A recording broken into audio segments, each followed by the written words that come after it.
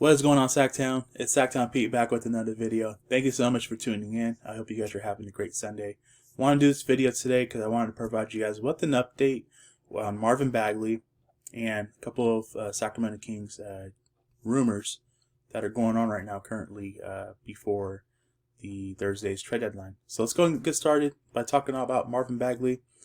He does not need surgery on his left fractured hand. So the good news about that is that he will not require any surgery for his hand that he hurt last week, and he still will miss plenty of time. It's going to be 4 weeks for right now. He will be reevaluated in 4 weeks, and then we'll go from there.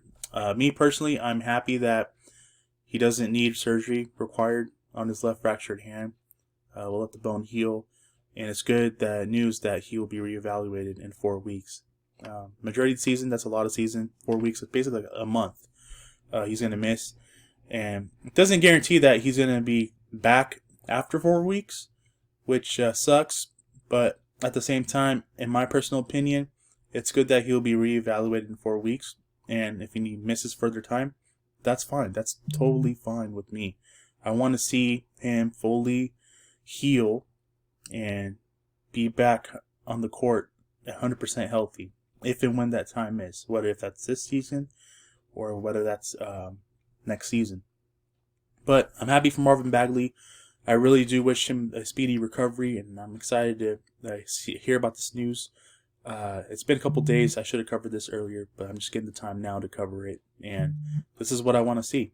I want to see good progress from him, and I can't wait to see him back on the court, which speaks to me about the rumors about the Sacramento Kings and the trade deadline. The Sacramento Kings definitely came out, and it's been reported and said that in terms of trades, trading Buddy Hield and Harrison Barnes, that the Kings want to be wowed by offers if they were to move Harrison Barnes or Buddy Hield. I'm not surprised by that. And then let me tell you guys why I'm not surprised by that. Buddy Hield, in my personal opinion, if I were to move one, it would be him. And let me tell you why. This is due to the fact that if you move Harrison Barnes, you really don't have, if I look at the roster right now, you really don't have anybody that can place Harrison Barnes, unless what that piece will be you're trading for when you get rid of, or if you try to trade Harrison Barnes, who that piece is going to be. What are you going to be receiving in return for Harrison Barnes? If I had it my way, I would keep Harrison Barnes and see what I can get for Buddy Hield, because you have Tyrese Halliburton, who's going to be eventually your longtime starter with De'Aaron Fox in the backcourt. So whereas Harrison Barnes, if you were to trade him, currently on the roster, you have nobody to take his spot. Harrison Barnes, people are quick to forget that Harrison Barnes is a solid. He's been consistent this year, and he's a solid small forward. The last time the Sacramento Kings had a talented small forward at that position was was the name Rudy Gay, and Rudy Gay was definitely a good, talented small forward. And I think that the Kings will probably, I think the Kings will keep Harrison Barnes. I don't think they intentionally plan on trading him. It's been reported. I know Monty McNair really likes Harrison Barnes, and I just don't think that he would trade him for a bag of chips. And let me make this clear: trading Harrison Barnes for a bag of chips, it's not going to make your team better. I know a lot of people have said that, hey, Harrison Barnes has to go. We're not winning games. I don't think that's the case. Yes, we're not winning games, but Harrison Barnes is a very good basketball player, and I would make it work with him. I would keep him, and I would look at other areas to improve the team. Now, for Buddy Hield, it's nothing against Buddy Hield. I just don't think it's going to work out with Buddy Hield here on the Kings, considering the fact that Tyrese Halliburton is on the rise. And if you have to make a decision, obviously you're going to go with Tyrese Halliburton because he's a young, up-and-coming star, whereas Buddy Hield, I think he's pretty much good as he's going to get. And it's a damn shame it's not going to work out, because he still is one of the elite shooters in the league. and I just wish that he had just better stay consistent with the shot, whereas it's streaky right now. But I think that if the Kings were to make a move, I think Buddy Hield would be the one to go. And that leads me to my next segment: is what do the Sacramento Kings need? What do they need to improve their roster for Thursday's trade deadline or for the foreseeable future in the offseason? The Sacramento Kings, they need depth. They have one of the worst benches in the league. It's crazy to think that, because a couple seasons ago they had one of the best, if not the best bench in the league. And a lot of roster overall has happened the past 2 seasons, and that has led them to having one of the worst benches in the league. You guys, I think you guys are just quick to forget that this Sacramento Kings team, offensively, their starting 5, we have a top 10 offensive, guys. We have a top 10 offensive. We cannot, it's just bad, because when the starters are not scoring, it leads us to being left with nothing, because we have a weak bench. We don't have a go-getter off the bench that can come in and get baskets. And I think that that's obviously a glaring hole and a weakness that the Sacramento Kings have had this season. And they need to fix and address that. And I think with the trade deadline coming up, I wouldn't be surprised if we trade for a good basketball player coming off the bench that can provide us with instant offense and points.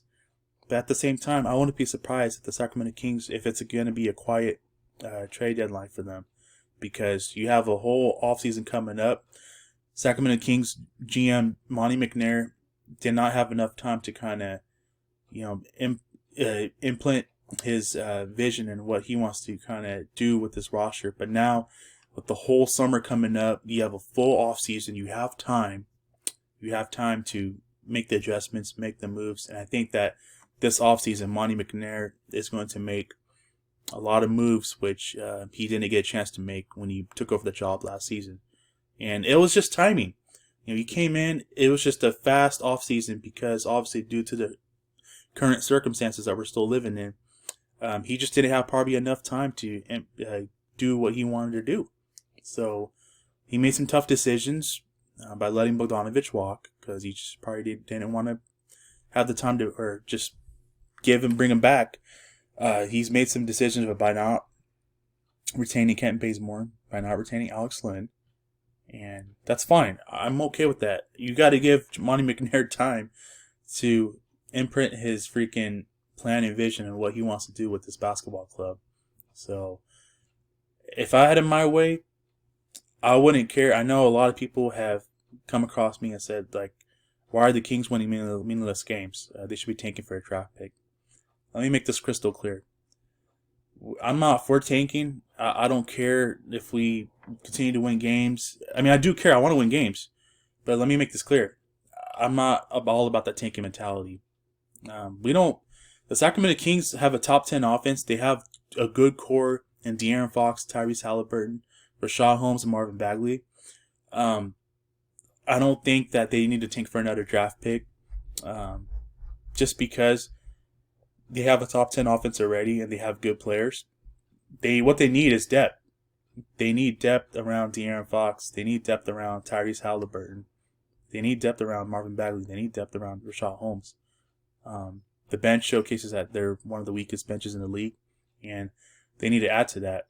I can guarantee you guys, if the Kings had a good bench and their offense is where they're at right now in the top 10, I can guarantee you guys that this team would be a lot better. And if they had the right, coaching, if they had the right coaching staff, this team would be a lot better than where they're currently at right now. So, with that being said, I've said what I said. I do think that the Sacramento Kings may make a move or two. We'll see. But I also think that there's going to be a big offseason ahead of us, and it's going to be a lot of time invested, should I say, to Monty McNair and staff and seeing what they do. I mean, you can possibly look at a complete overhaul of, like, not bringing back the players that Vlade Divac signed to contracts. And on top of that, I'm talking about the bench. On top of that, if you get wowed by an offer from Buddy Hield or Harrison Barnes, We'll see. We'll go from there and see what that looks like and what that offer is. And yeah, I'm excited for the offseason. I really am. From the head coaching staff, they'll reevaluate and they'll see where that is. And I think most of us know what that will look like after the season.